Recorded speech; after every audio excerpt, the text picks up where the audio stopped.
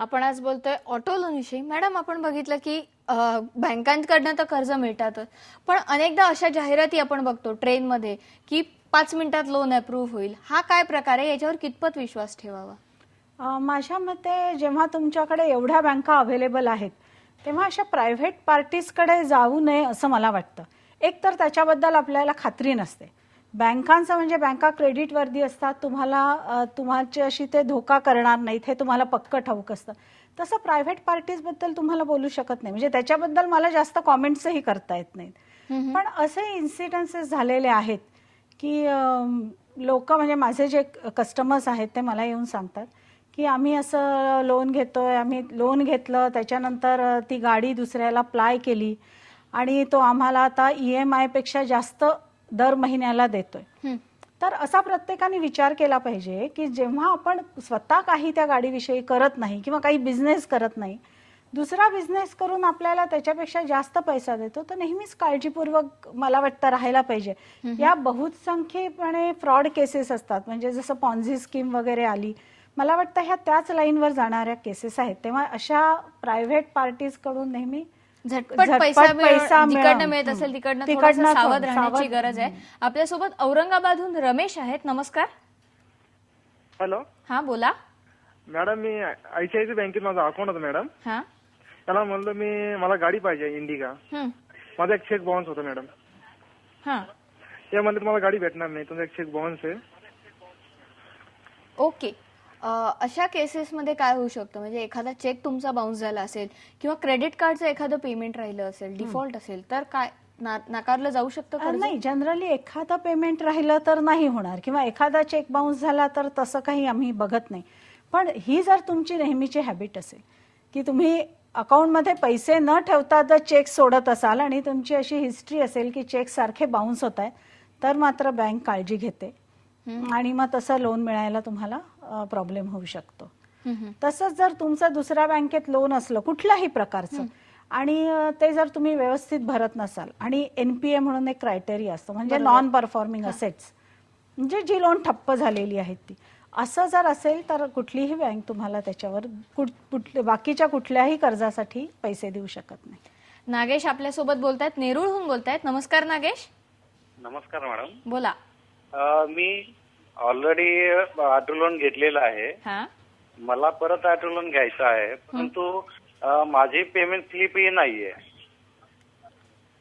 तुम्हाला दुसऱ्यांदा auto loan घ्यायचंय, पण माझी पेमेंट स्लिप नाही, मी मार्केटिंग लाईन मध्ये काम करतो, पे त्यासाठी स्लिप मला नाहीये। हो, काय डॉक्युमेंट द्यावे लागतील? ओके। पेमेंट कुठे काम करतात ते मार्केटिंग करतात, ते कोणासाठी, पण त्यांच्याकडे पे स्लिप नाहीये।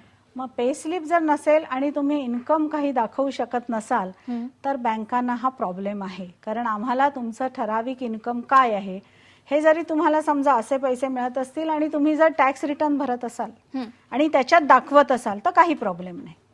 पण जर तुम्ही रिटर्न न भरता आणि पे स्लिपही नाही आणि काही इन्कम प्रूफही नाही, तर मग बँकेला प्रॉब्लेमच होईल लोन द्यायला। राजेश जोशी बोलतायत डोंबिवलीहून। नमस्कार राजेश। राजेश नमस्कार। बोला। नमस्कार। मी ऍक्च्युली मी ICICI बँकेकडनं लोन घेतलं होतं आणि 48 महिने मी आता लोन घेतलं होतं, त्यातलं 36 महिने माझं आता पण फेडून झालेलं आहे आणि आता फक्त 12 महिने लोन माझं बाकी आहे।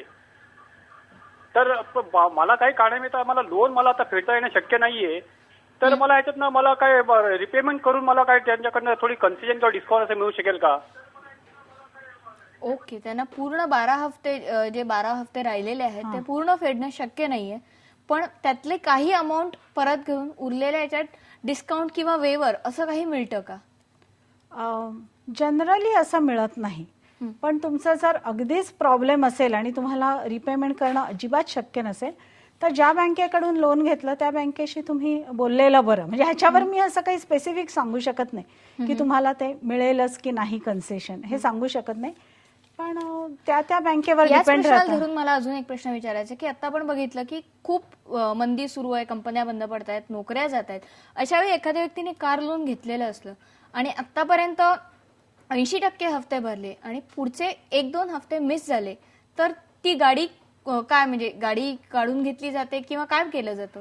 नाही, जर तुमचे मिनिमम 2 किंवा 3 हप्ते आपण म्हणू जर थकले तर तो तुमचं जे कार लोन असतं ते NPA मध्ये गणलं जातं. पण आताच्या ह्याच्यात असं काही बँकांनी केलंय, जसं आमच्याही बँक त्याच्यात पुढाकार घेऊन करते, की तुम्हाला जर ते शक्य नसेल तर तुम्ही बँकेला अप्रोच व्हा, बँक ते लोन रिस्ट्रक्चर करेल आणि तुमचा रिपेमेंट पिरियड वाढवू शकेल. म्हणजे तुम्हाला मंथली जो इन्स्टॉलमेंट येतो तो म्हणजे जो रिपेमेंट असेल हफ्त्याची मूल्य तुम्ही कमी करू शकता. मूल्य कमी करू शकता. असेल तर मी तो 3,000 आणून कालावधी वाढवू शकेल. आणि ह्याच्यातही कसं की तुम्ही जो EMI फिक्स कराल तो आता तुमचा आउटस्टँडिंग बॅलन्स जो आहे त्याच्यावरच पुढचे वर्ष EMI होईल. त्यामुळे तो बऱ्याच प्रमाणात कमी होतो आणि मग काही प्रॉब्लेम होऊ नये अशी अपेक्षा म्हणजे असते. आताच्या आपल्या कॉलरसाठी हाही उपाय असू शकतो की त्यांनी बँकेला रिक्वेस्ट केलं तर त्यांना त्यांचं लोन रिस्ट्रक्चर करता येईल. बरोबर, नक्कीच. हो. ह्याच्यात मला एक सांगावं असं वाटतं की असा एक्सपिरियन्स आहे की जर बॉरर्सना रिपेमेंट करण्यात काही अडचण आली तर ते बँकेला पटकन अप्रोच होत नाहीत. ह्या प्लॅटफॉर्मवर मला असं सांगावं असं वाटतं की तुमचं जे काही खरं आहे ना, तुमची खरी परिस्थिती आहे ते तुम्ही बँकेला सांगा. असं म्हणतात की डॉक्टरपासून आजार लपवू नये आणि बँकेपासून फायनान्शियल पोझिशन लपवू नये. तर हे बँकेला सांगा. तुम्ही बँकेला सांगितलं तरच बँक तुम्हाला मदत करू शकते. नंतर जर अकाउंट NPA झाल्यावर तुम्ही आलात तर ते फार डिफिकल्ट म्हणजे पहिल्याच approach झाला तर त्याच्यावर तोडगा काढता येऊ शकतो. नक्कीच मॅडम, तुम्ही इकडे येऊन खूप इंटरेस्टिंग माहिती खूप साध्या सहज सोप्या शब्दात दिली, त्याबद्दल धन्यवाद.